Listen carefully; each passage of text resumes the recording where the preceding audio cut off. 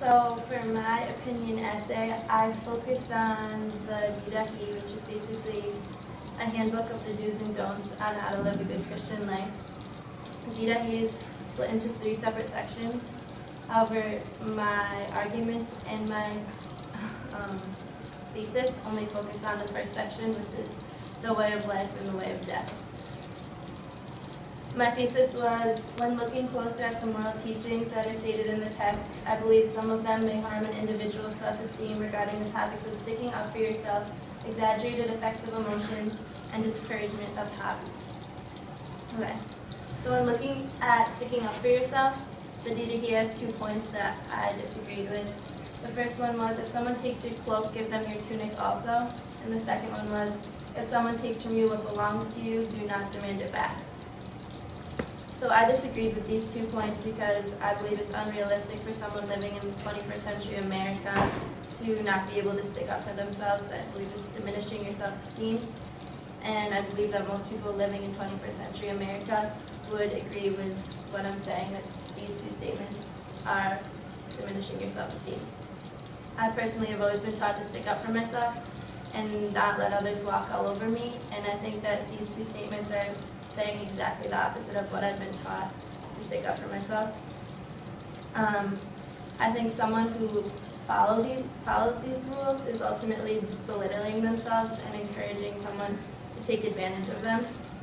The part that strikes me the most out of these 2 statements was, if someone takes your cloak, give them your tunic also. I don't understand why someone would give them, if someone takes something from you, why would you give them another thing to take?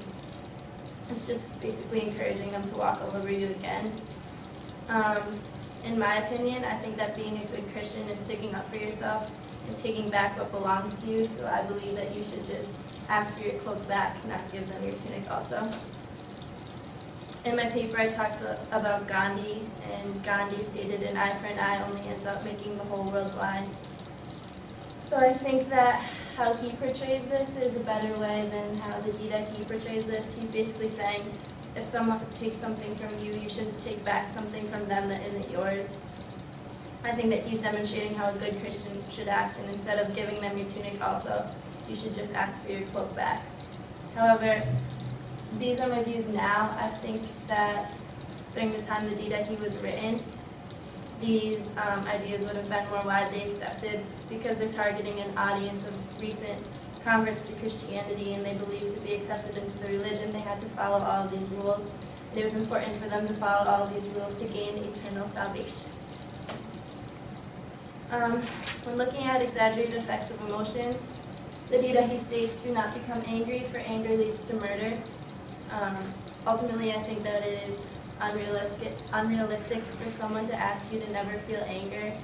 Anger is an emotion that is easily triggered for some people, and it's out of their control. Some people can control their anger more than others, but I don't think that anyone can completely feel no anger throughout their life. Anger is not a feeling that people enjoy to feel, so I don't understand why the Didache would tell you not to feel that anger if you already don't want to feel that anger. I don't think there's any way to control your anger or to stop your anger. And I think it's dehumanizing to request that someone not feel anger if someone purposely hurts them or causes them to feel bad.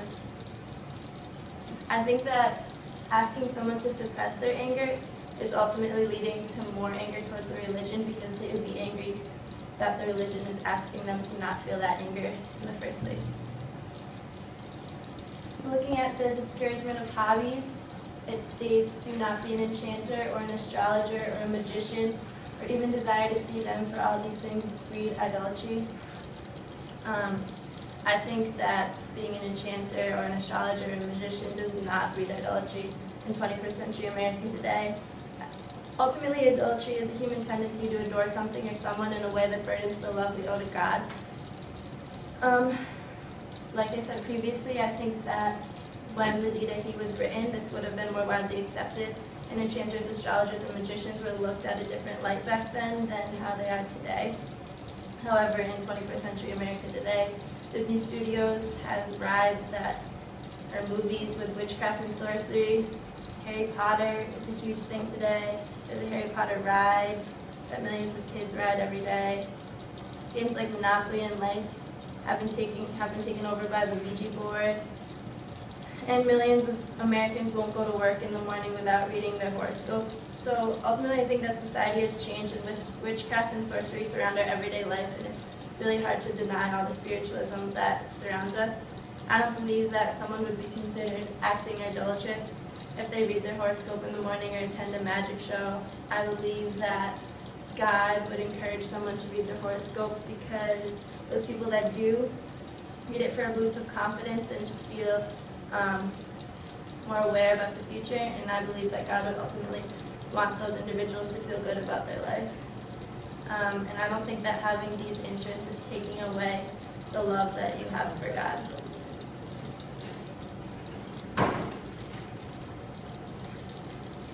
These are just some pictures, like I talked about before, the Ouija board, that's a horoscope, and Harry Potter. Okay, so when looking at everyday life today, I tried to relate the things that I said, the things I disagree with in the Didache to everyday life.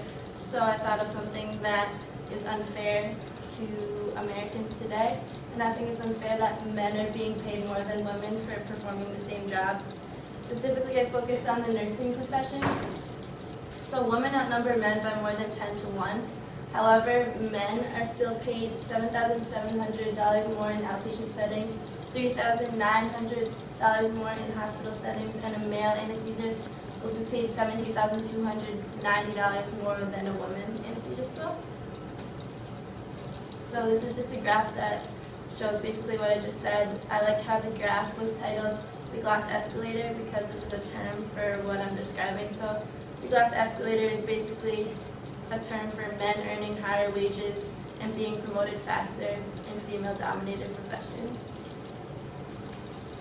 So overall, when looking at the Didache, there are points that I agree with and there are points that I disagree with. I believe 21st century Americans today would disagree with a lot of the points that I made, and that there should be an updated version of the Didache to conform to how Americans and society has changed throughout the years. I don't think that one should not be considered a good Christian because they stick up for themselves or they express anger or they pursue their hobbies. They should not feel guilty for doing these things. And I think that a citizen of today's society should feel comfortable behaving the ways that they want to do, like pursuing their hobbies and not feeling anger, and they should still be considered a